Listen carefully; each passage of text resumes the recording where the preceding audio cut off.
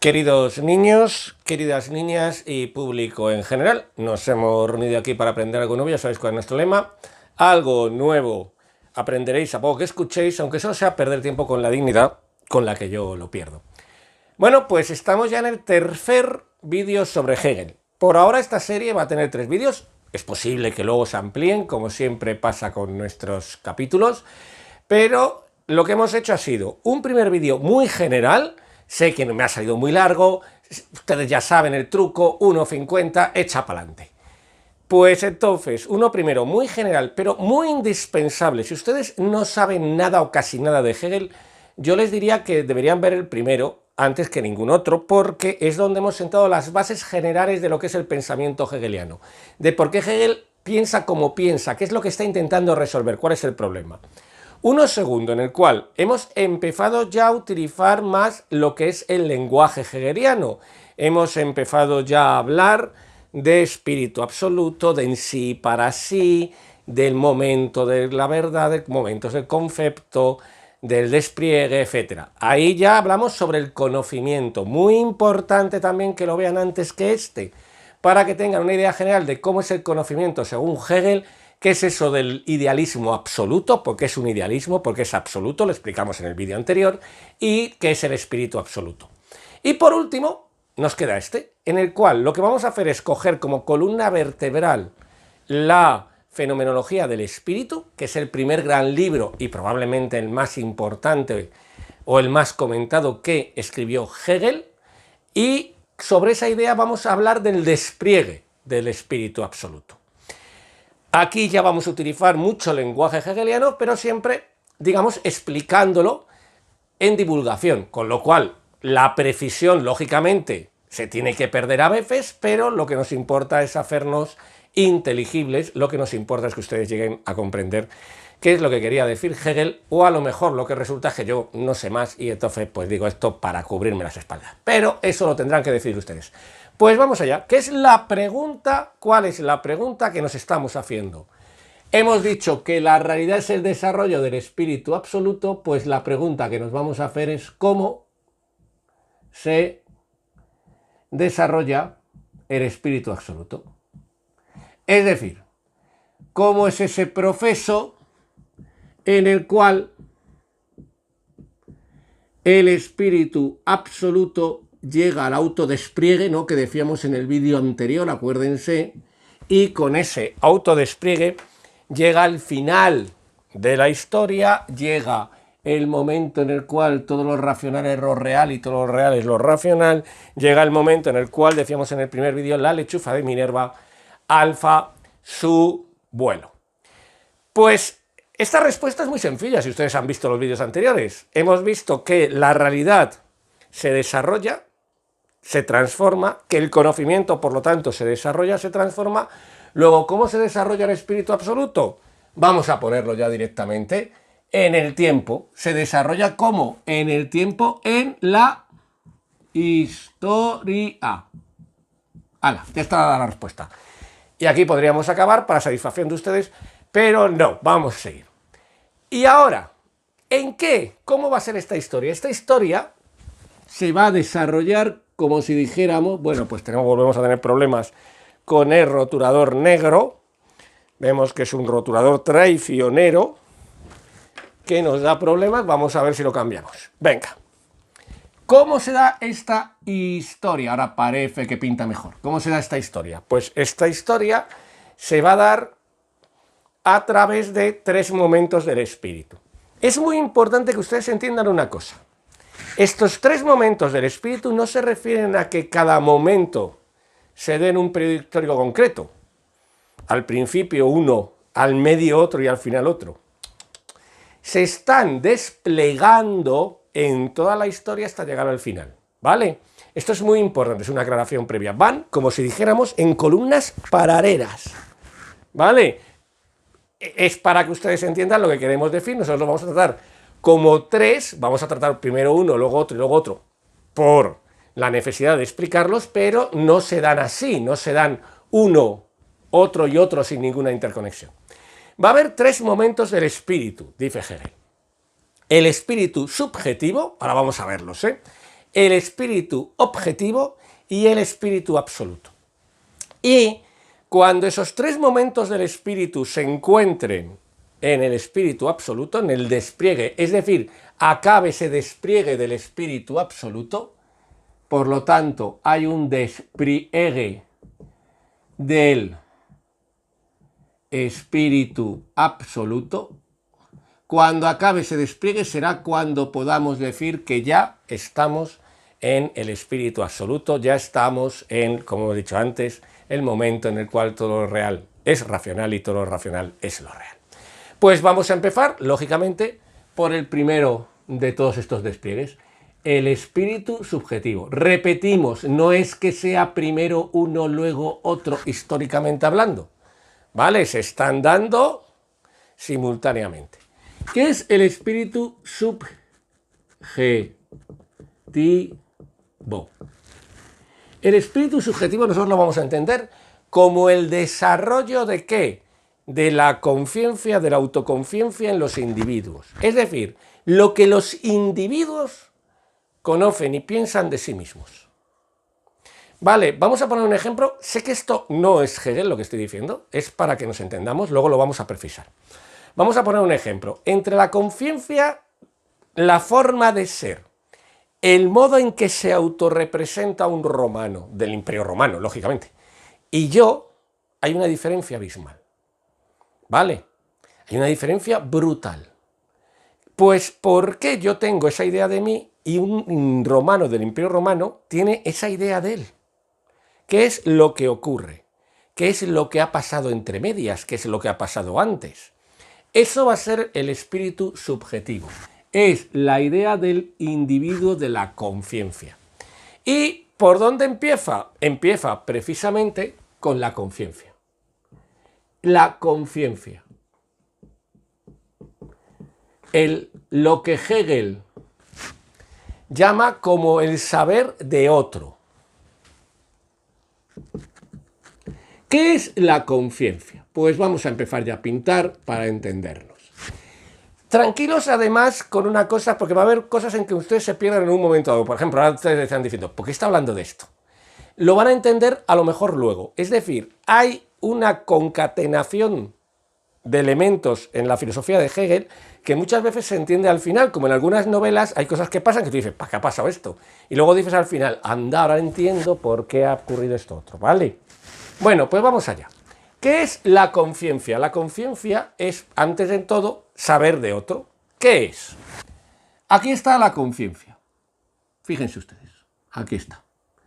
Ya saben ustedes que esta pintura es falsa, lo hemos dicho en el segundo vídeo, pero la utilizamos porque se entiende muy bien. Ahí está la conciencia.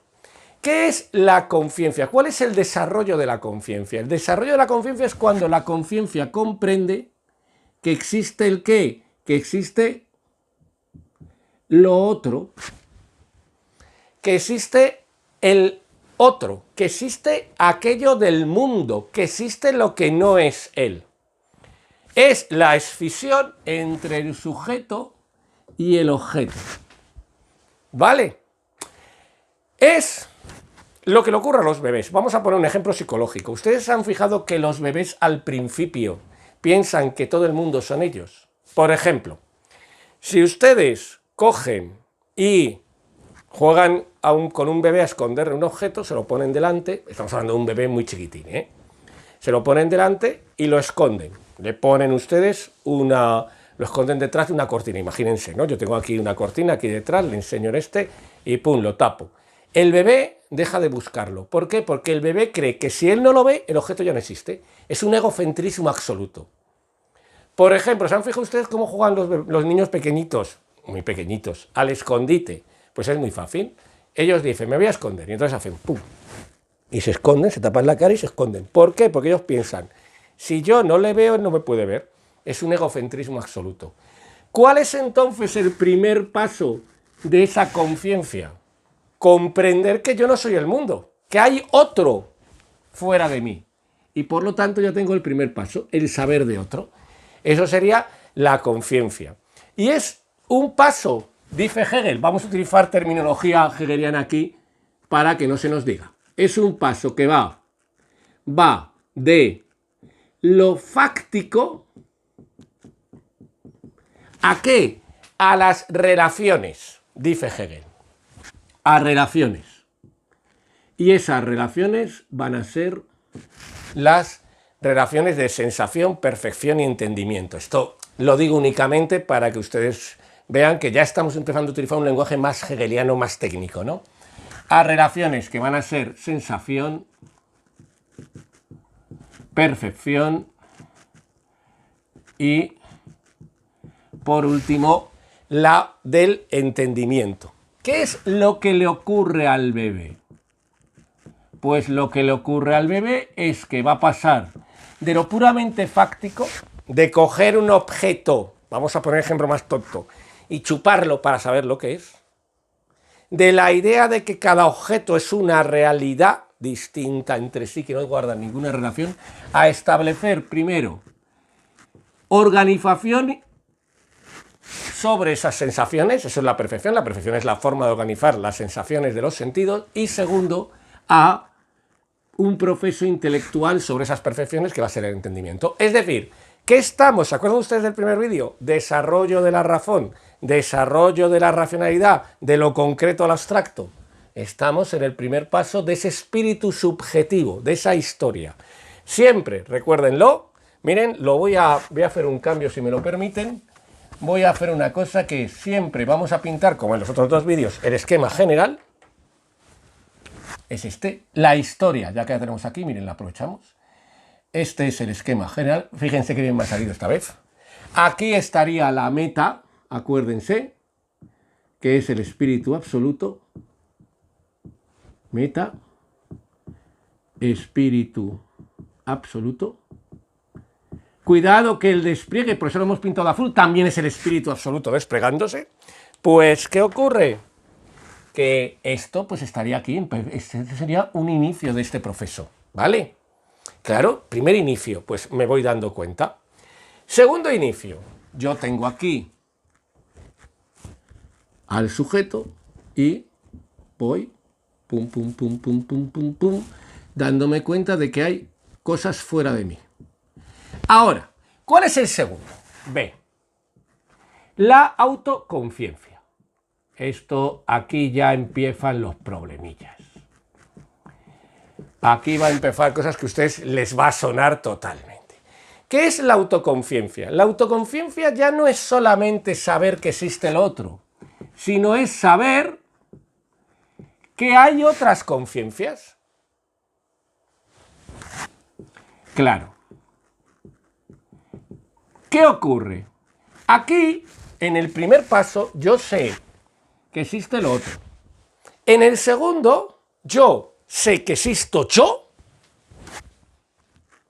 y que ahí fuera hay otros que son como yo y otros que no son como yo.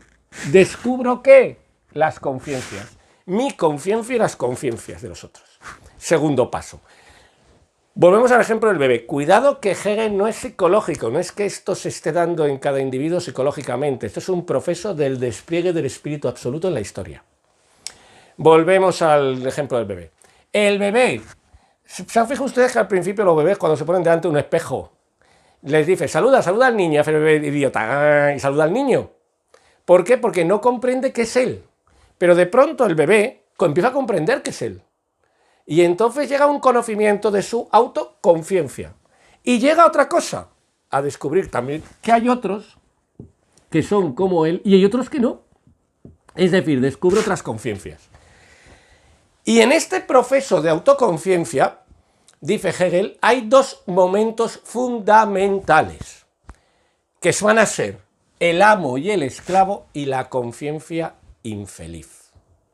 Vamos a explicar qué es el amo y el esclavo. También se traduce como el señor y el siervo.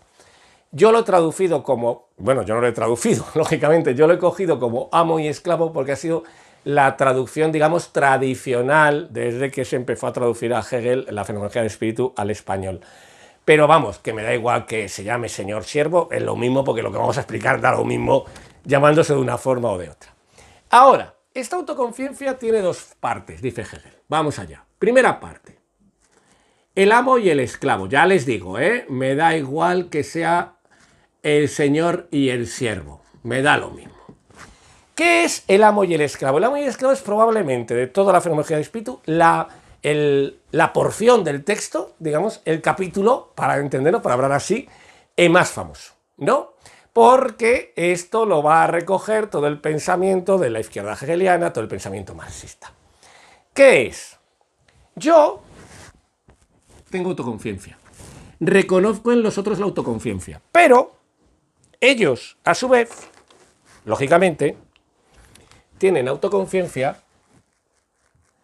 y se reconocen en mí a otro con autoconciencia. Y aquí surge la disputa. ¿Cuál es la disputa? La disputa es que los dos queremos lo mismo. Yo quiero que el otro me reconozca a mí como autoconciencia y el otro quiere que yo le reconozca a él como autoconciencia. Y entonces surge una disputa. ¿Cuál es la disputa? La disputa es que no queremos que haya dos autoconciencias, sino que yo quiero, por un lado, yo ser autoconciencia, que tú me reconozcas como autoconciencia, pero a ti no reconocerte como autoconciencia, porque entonces entro en discusión sobre mi propia autoconciencia. Entro en discusión conmigo mismo. Si ya empezó a pensar que tengo que ser igual que tú. Me estoy explicando. Y aquí surge un problema. El señor, vamos a imaginar que ese es el señor, me da igual que fuera el otro, vence por temor a la muerte a este. Y entonces consigue algo, que es lo siguiente. Él sí me reconoce como autoconciencia, pero yo a él no le reconozco como autoconciencia. Vale, claro, él sí, pero yo a él no. Y aquí parecería que es el momento estupendo. Oye, pues qué mejor. Yo no le reconozco como autoconciencia, le reconozco por lo tanto como un objeto y él aparentemente me reconoce como autoconciencia. Pero aquí, dice Hegel, el señor ha perdido dos cosas. Primero que ha perdido la relación con el mundo. ¿Por qué? Porque el señor ahora, ¿qué ocurre? Que está solo encerrado en sí mismo, ya no reconoce a los otros. Ha perdido esa capacidad que tenía aquí. ¿Me estoy explicando? Y segundo, más importante todavía, que al negarle a este la conciencia y convertirlo en objeto, su reconocimiento no me sirve. Claro. Yo no quiero que este vídeo lo vean inteligencia artificial. Y que me ponga, podría ponerme un bot de estos que hay, ¿no? Un bot, o como se llama, podría ponerme un bot y entonces ponerme deliciosos comentarios. Qué bien lo hace, qué guapo es además, qué cuerpo más apolíneo, qué bien explica filosofía. Claro, me los podría poner yo mismo. Pero ¿qué pierdo con eso? El reconocimiento del otro. Claro, es puro egocentrismo infantil. Es la idea esa del adolescente que dice, a mí no me importa lo que piensen los otros de mí, mientras que si le sale un grano está preocupadísimo porque se le ve el grano.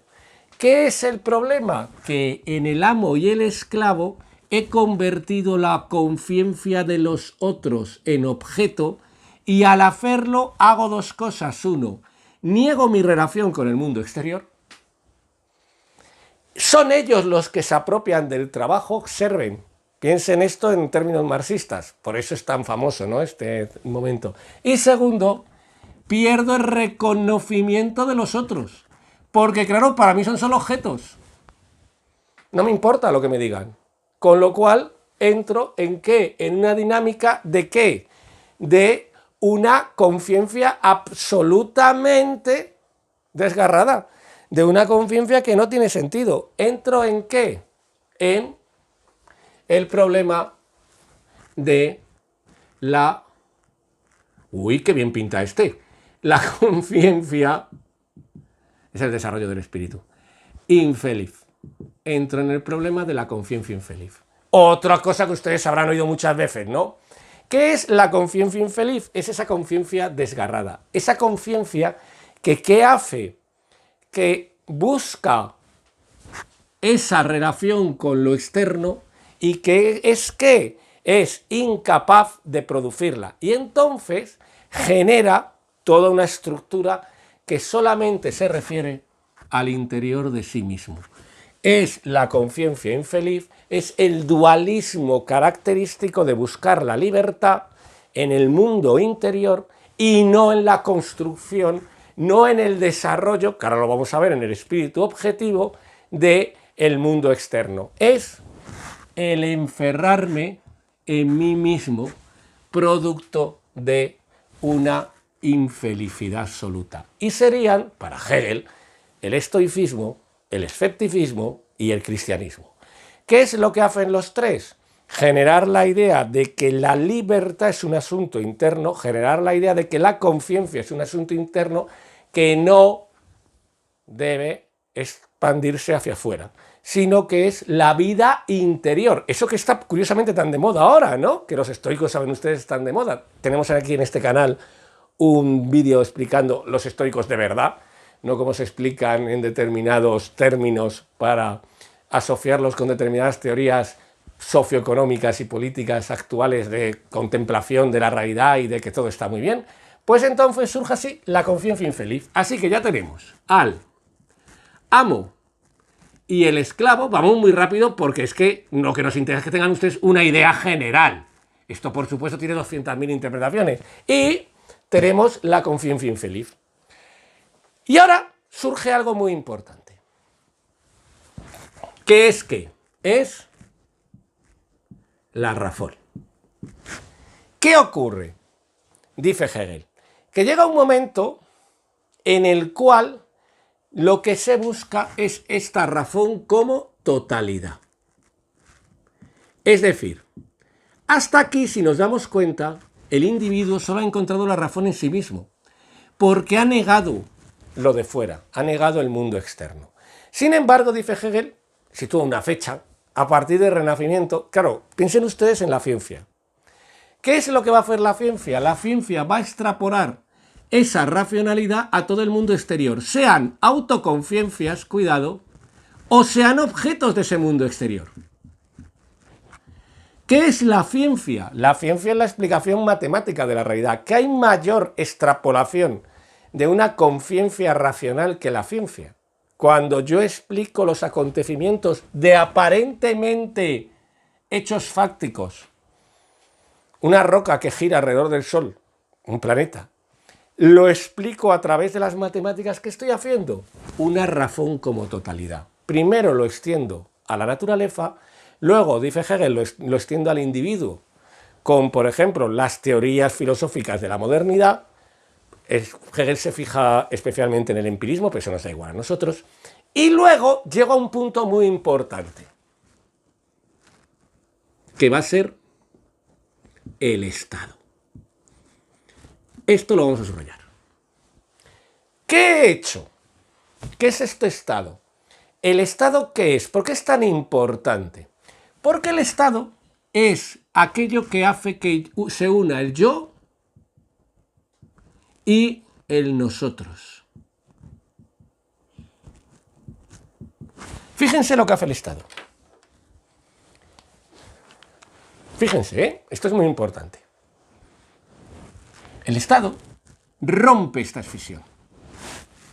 Hace así. La rompe. Y entonces dice, todos somos Estado. Rompe esa fisión. Ya no hay objeto en las conciencias de los otros. Todos somos Estado, todos somos ciudadanos. Rompe esa escisión. Y lo hace entre una ruptura entre el yo y el nosotros. Ya no existo yo, sino que existimos ¿quiénes? Nosotros. Yo estoy en el nosotros, estoy armonizado en ese nosotros. Y aquí hay un cumplimiento, por lo tanto, de ese espíritu absoluto.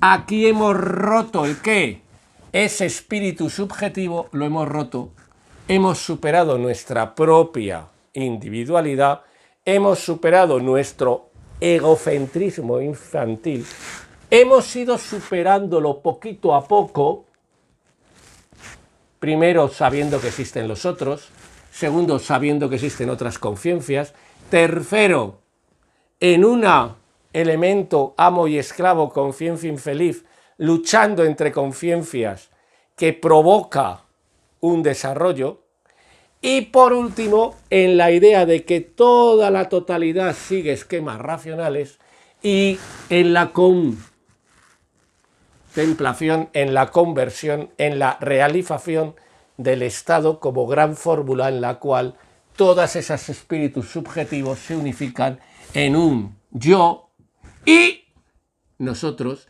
sin problemas. Tenemos la primera etapa. Repito, nadie entiende que ahora la segunda empieza aquí. No.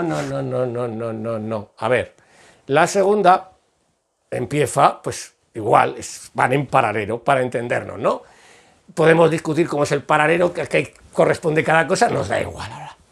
Vamos allá, pues si la primera era el espíritu subjetivo, la segunda ¿cuál será? El espíritu, pues ustedes mismos, ¿no? Objetivo. ¡Hala! ¿Qué es? Si el espíritu subjetivo era un poco la conciencia personal, la conciencia individual, ¿no? Era un poco el individuo. Vamos a ponerlo aquí con todas las matizaciones que hemos hecho, ¿no? Al espíritu objetivo es un poco las instituciones, la civilización.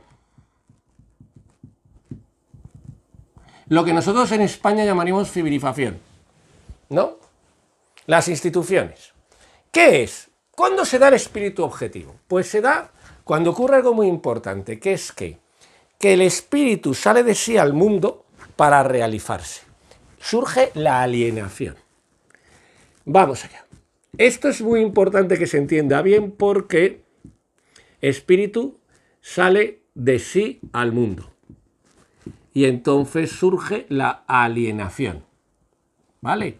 Es muy importante que entendamos bien el concepto de alienación en Hegel, porque mientras que en Marx, vía Feuerbach también, el concepto de alienación es negativo, en Hegel es absolutamente positivo. La alienación es algo que hay que hacer, ¿vale? ¿Qué es? Teníamos a este individuo, ¿no? Teníamos a este individuo que estaba haciendo algo, pues estaba enfrentándose a la realidad. Ustedes se acuerdan, ¿no? Teníamos este enfrentamiento permanente, aparentemente, con lo otro. Vale. ¿Cuándo este individuo entra en alienación? Cuando él sale de sí, rompe con este egocentrismo, sale de sí y construye algo que ¿qué es lo que ocurre? Que le parece a él extraño, pero que es él. Es él. Porque lo ha construido él. Y ese proceso se genera en cada momento. Es decir, ¿qué ocurre? Que la humanidad está construyendo elementos en esa realidad. ¿Está haciendo qué? Cumpliendo los designios de ese espíritu absoluto en su conciencia, desarrollando esa conciencia en la realidad. Pum, pum, vamos a ir hacia abajo. Y va construyendo una serie de instituciones. Va construyendo una serie de cosas que no se reconoce a sí mismo en ellas, no dice yo soy eso, pero que es una representación de su propia conciencia en un desarrollo. ¿Qué tres cosas construye? Hegel, a ver, dice que hay tres cosas fundamentales que se construyen en este proceso de la alienación, que sería todo aquello en lo cual está el espíritu verdadero. Sería, primero, tres cosas construye. Vamos a ponerlas así. La primera de todas, que es el espíritu verdadero, sería la eticidad. Esto es muy importante que se entienda, la eticidad. ¿Qué es la eticidad? La eticidad sería lo que nosotros, lo que Hegel llama el Estado del derecho. Estado y derecho. Claro, el Estado y el derecho ya no se corresponden conmigo. Ya no soy yo en una exposición individual. Soy un nosotros. Observen cómo se va relacionando. ¿Vale? Pero ese Estado, ese derecho, ¿qué es? Es una construcción. Y entonces ya tengo un Estado y tengo un derecho. Es un proceso, además de que siempre de racionalización. Tengo el Estado y tengo un derecho. Tengo una eticidad. ¿Por qué Hegel lo llama eticidad? Porque lo que está queriendo destacar es que este proceso de construcción del Estado y el derecho es un proceso necesario. No es un concepto de convencional. No es que nos juntemos unos individuos y digamos, este es el Estado y este es el derecho. No es un mero contractualismo, es mucho más, dice Hegel. Es una conciencia que al salir de sí, en el desarrollo de ese espíritu absoluto, va construyendo un Estado cada vez más perfecto y un derecho cada vez más perfecto. Un derecho que, si se quiere, empieza, y un Estado que empezaría en Grecia, un derecho y un Estado que continuaría en Roma, y un derecho y un Estado que continúa, y aquí hay polémica, luego la vamos a ver un momento, en Prusia, ¿no? Es decir, es esa idea del Estado y el derecho. Ya tengo la primera construcción que surge de la alienación. Ya tengo un proceso de desarrollo. Segunda construcción, en lo que llama Hegel el espíritu extrañado, la cultura. ¿Por qué la cultura es un espíritu extrañado?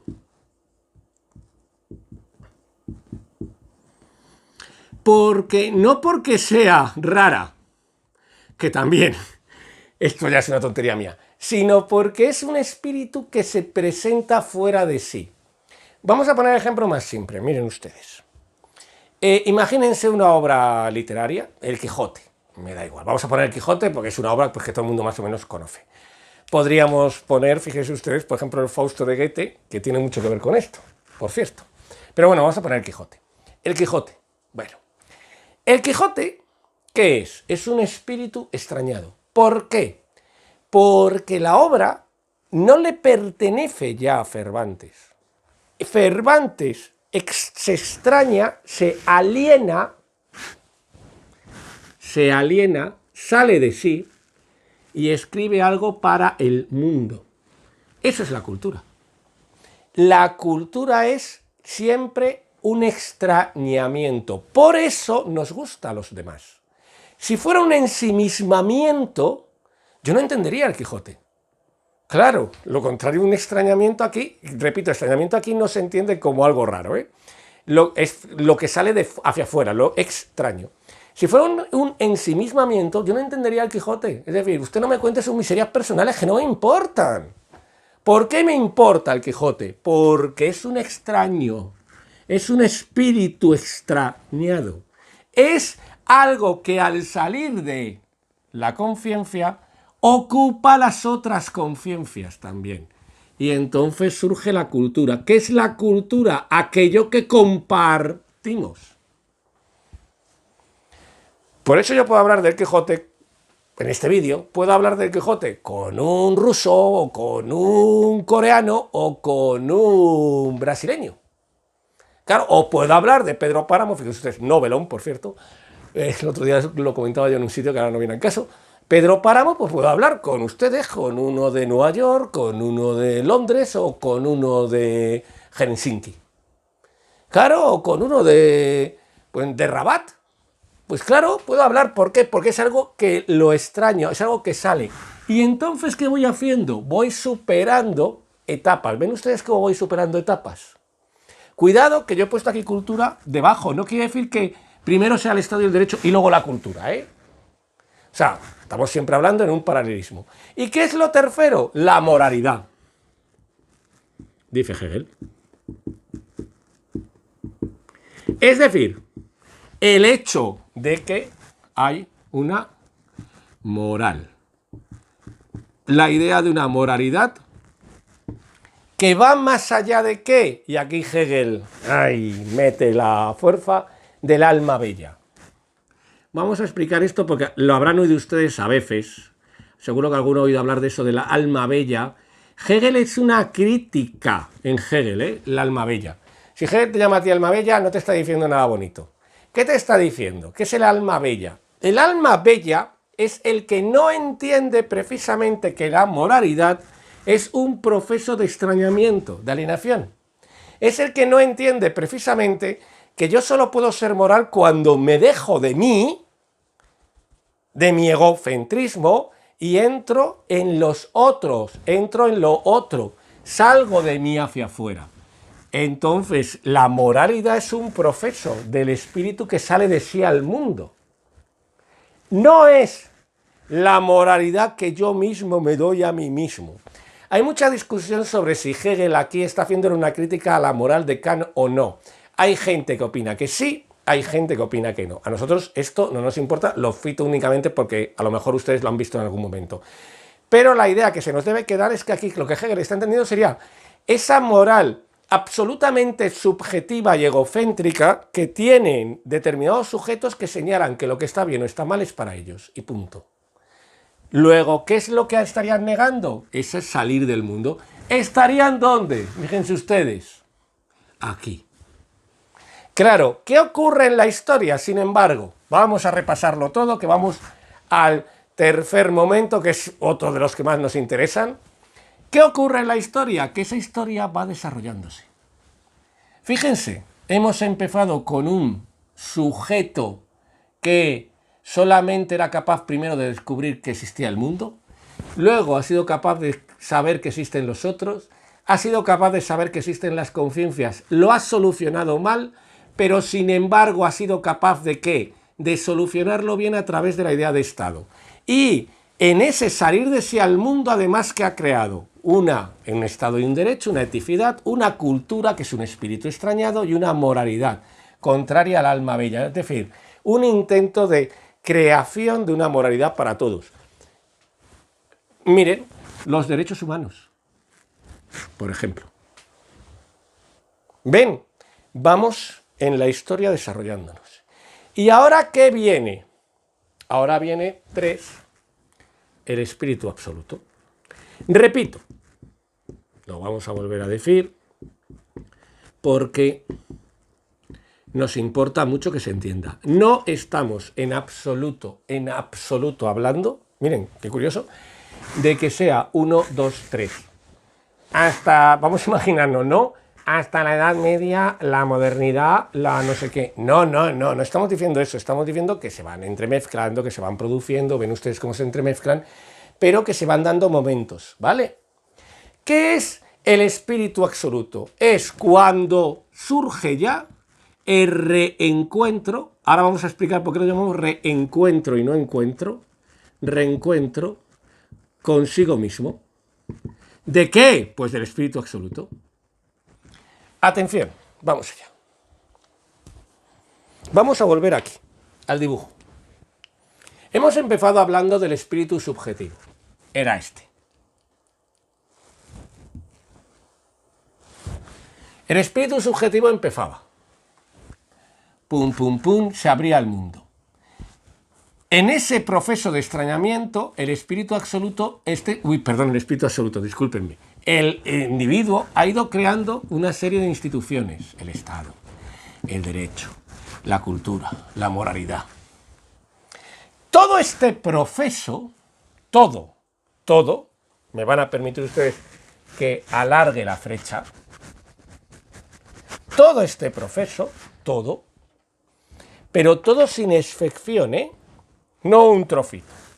Todo este proceso, ¿qué es?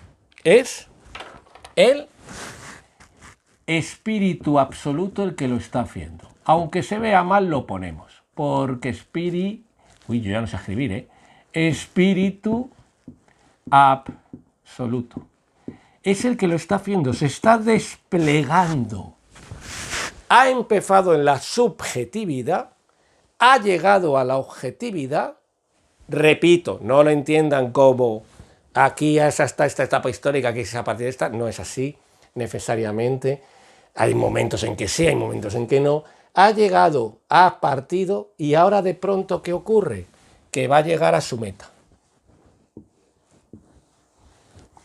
¿Cuál era su meta? Recordemos, su meta era el propio Espíritu Absoluto.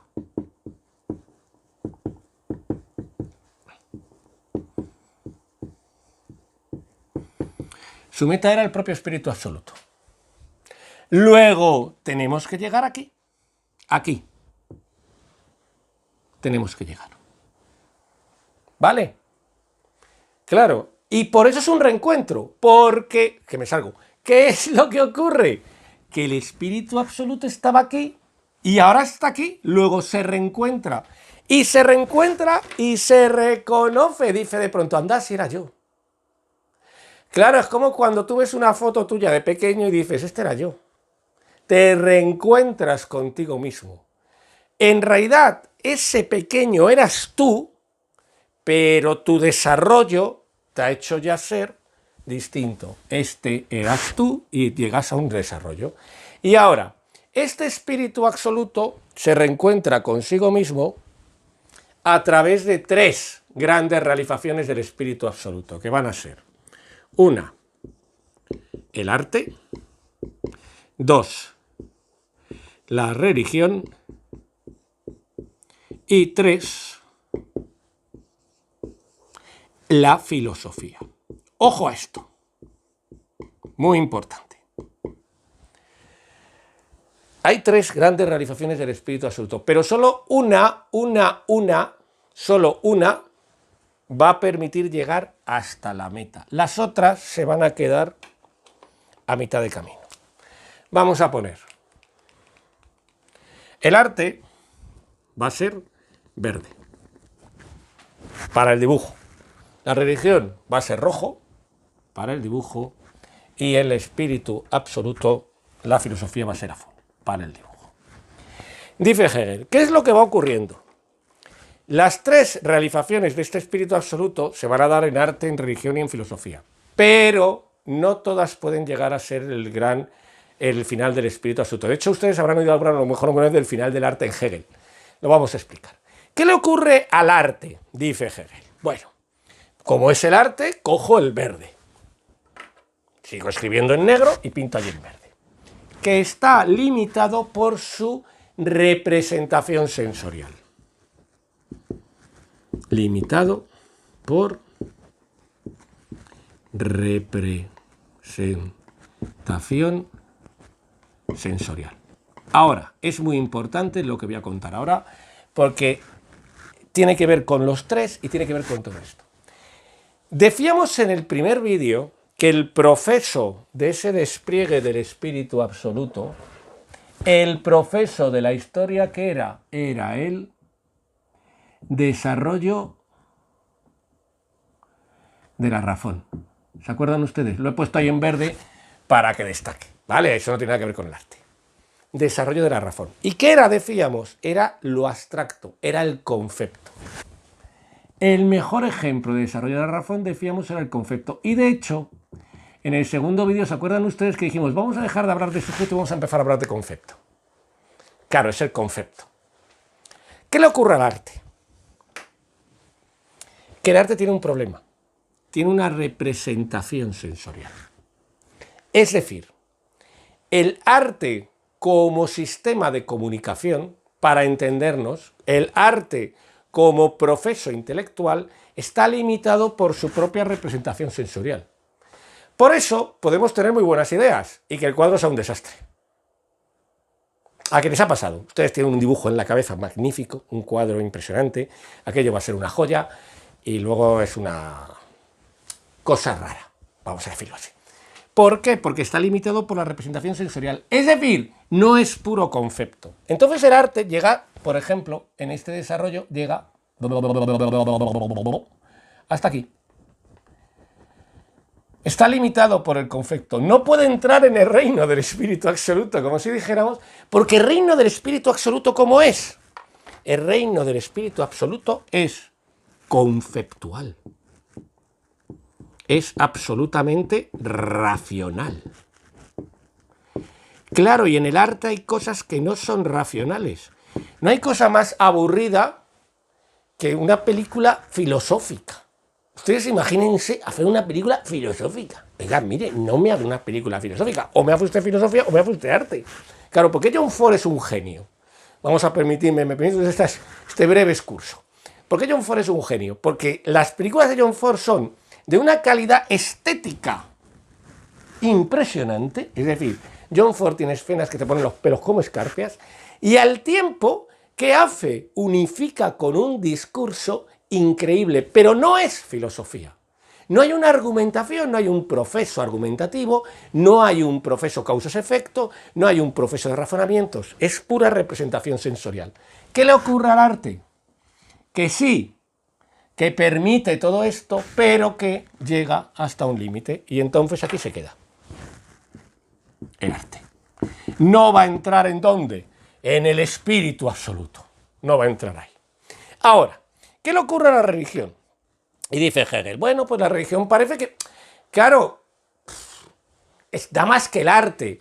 De hecho, la religión se puede servir del arte, pero la religión no está tan limitada por su representación sensorial. Si yo les preguntara a ustedes quién es Dios y ustedes me dijeran, se lo voy a pintar y me pinta un señor con barba, yo diría, oiga, usted no estamos hablando de teología, no estamos hablando ya de otra cosa. ¿Qué es? Pero sí está limitada por su carácter no conceptual. Limitado por carácter no conceptual. ¿Qué significa este carácter no conceptual? Que la religión admite el concepto hasta un límite. Que la religión tiene una verdad representativa, dice Hegel. Es decir, hay un momento en el cual la religión deja de explicar. Fe es fiarse, me decían a mí de pequeñito. Los dogmas de la Santa Madre Iglesia, me decían a mí de pequeñito. ¿Qué es? ¿Esto o te lo crees o vas al infierno? Bueno, eso es lo que me decían a mí de pequeñito, yo soy una persona muy mayor, espero que hayan cambiado el discurso. Esto te lo crees o no eres católico, punto, esos son los dogmas, ¿no? Hay cosas que son de pura fe. De hecho, miren, vamos a hacer un vídeo sobre Kierkegaard y verán ustedes lo que es el salto de fe. Claro, Kierkegaard, que odia a Hegel, pues lo vamos a odia, es decir, odia filosóficamente, lo vamos a contar, y además, de acuerdo a la filosofía de Kierkegaard, claro, Hegel no tiene cabida. Claro, ¿qué estás diciendo? Lo mismo, claro, es que hay un carácter no conceptual, oiga, en la religión, y eso es lo bueno. Claro, Hegel dice, no, eso es lo malo. Si el proceso de la historia es el desarrollo de la razón, es el desarrollo del concepto, el arte se me queda aquí, y la religión, bueno, va un poquito más allá, es cierto, pero se queda aquí. Tampoco entra en el reino de los cielos, valga la ironía, del espíritu absoluto. Pero ¿y la filosofía? ¡Chan, chan, chan! ¿Y la filosofía qué es? Claro, ¿qué es la filosofía? La filosofía es un puro... ¿Es pura qué? Es pura actividad discursiva. Y la filosofía es pura actividad conceptual. Claro. Conceptual. Vamos a poner la U bien que se vea. Conceptual. ¡Claro! La filosofía sí llega. Dice Hegel, claro que ha llegado. De hecho, soy yo. La filosofía del espíritu absoluto, dice Hegel, soy yo. Claro. El arte no ha llegado, está limitado por su representación sensorial. De hecho, para Hegel, esto lo cuento como curiosidad, no es únicamente una curiosidad, pero es muy interesante, ¿no? Como hace una clasificación de las artes, y el arte superior a todas es la poesía. ¿Por qué? Porque la poesía tiene una gran representación sensorial, pero al tiempo puede tener una gran conceptualidad. Puede ser conceptual, puede intentar llegar a ser conceptual, lo que no puede ser es discursiva. Claro, tú no puedes hacer una poesía haciendo un discurso racional, porque entonces no es una poesía, es un rollo. Entonces, claro, dice Hegel, mire, pues esto va a ser el carácter no conceptual, pues es la poesía. Por ejemplo, la arquitectura será y la escultura serán uno de los artes más bajos en la escala, porque claro, tienen mucha representación sensorial, ¿vale? Pero bueno, que es para entendernos, ¿no? Tienen 3 dimensiones, la pintura tiene 2 y tal, es un tema así. La religión tampoco está limitada, pero ¿y la filosofía? La filosofía sí, la filosofía es lo bueno. La filosofía es el momento en el cual se llega al espíritu absoluto. Y entonces, en ese espíritu absoluto, no hay arte, no hay religión, lo que hay es filosofía. ¿Y qué surge? Vamos allá, vamos al último punto, ya me queda muy poco, se lo juro a ustedes, no sufran más. Surge el fin de la historia. Es decir, ¿surge el qué? Surge el despliegue del espíritu absoluto. Llega el espíritu absoluto. Que ya estaba, repito, que nadie me diga, es que en el vídeo ha dicho, no, que todo ha sido el despliegue del espíritu absoluto. Pero aquí el espíritu absoluto, ¿a qué llega? Mírenle, qué majo. ¿Se acuerdan ustedes del otro vídeo? Llega a ser el mismo. Es el despliegue del espíritu absoluto. Ese es el fin de la historia. La superación de toda contradicción y el final del despliegue. Ahí ya el espíritu absoluto descansa. ¿Qué es ese espíritu absoluto? Es el lugar del Estado, de la cultura, del derecho, de la moralidad, de la filosofía. Lo hemos dicho antes, lo vamos a repetir ahora, hay mucha discusión sobre si Hegel está hablando de... Hay mucha discusión sobre una cosa que se dice que Hegel defendió que el Estado prusiano de su época era la realización absoluta del espíritu absoluto. Hay gente que lo defiende, hay gente que dice que no es así, que es una mala interpretación de los textos. Nosotros lo citamos y no tomamos ninguna decisión porque este vídeo es de divulgación y no tiene sentido tomar decisiones para que ustedes digan, pues esto Hegel dice esto, no, que sepan ustedes que hay gente que dice que sí, gente que dice que no y ya está. ¿Qué es lo que nos importa? Lo que nos importa es que qué ha ocurrido, cómo se ha desarrollado el espíritu absoluto en 3 espíritus. Voy a hacer un resumen y voy a añadir algo más al final, para ya acabar. Primero, el individuo, es decir, la conciencia, se ha desarrollado a sí misma en un proceso de apertura hacia lo otro y en un proceso de progresiva eliminación de lo subjetivo en favor del objetivo, de la verdad del conocimiento que decíamos en el vídeo anterior. ¿Se acuerdan ustedes? El Estado.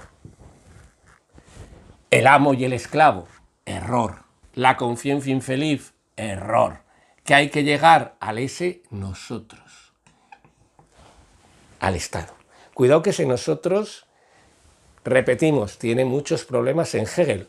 No olviden, por ejemplo, que Popper escribe un libro sobre la sociedad abierta y sus enemigos, en los cuales sus 3 enemigos son Platón, Hegel y Marx. Claro, este Estado no hay que entenderlo en el sentido necesariamente de un Estado democrático y la libertad de cada individuo y cosas de esas, ¿eh? Segundo, ese espíritu objetivo, que sería en el que esas instituciones, esa civilización, ¿qué hace? La alienación. Repetimos, en Hegel el término alienación no es negativo, es un término, si se quiere, positivo, porque es lo que hace que el espíritu salga de sí al mundo, que el espíritu se realice en el mundo. Y de ahí surge la eticidad, todo el problema del Estado y el derecho, la cultura, el espíritu extrañado. ¿Por qué extrañado? Porque supera su subjetividad, y la moralidad, que supera el alma bella, el egocentrismo del que cree que lo que está bien o está mal es lo que él decide. Y por último, el espíritu absoluto, que sería el momento de reencuentro consigo mismo que se logra al final de la historia, que tiene 3 grandes realizaciones históricas: el arte, la religión y la filosofía, siendo la filosofía la única, lo ven ustedes aquí en esta carrera, la única, que me ha hecho gracia lo de la carrera, que bien ha quedado, en esta carrera, que la única que puede llegar al espíritu absoluto. Las otras se quedan en las puertas, como, ¿no?, el pobre Moisés en las puertas de la tierra prometida. Y ahora, ¿cuál es este fin de la historia?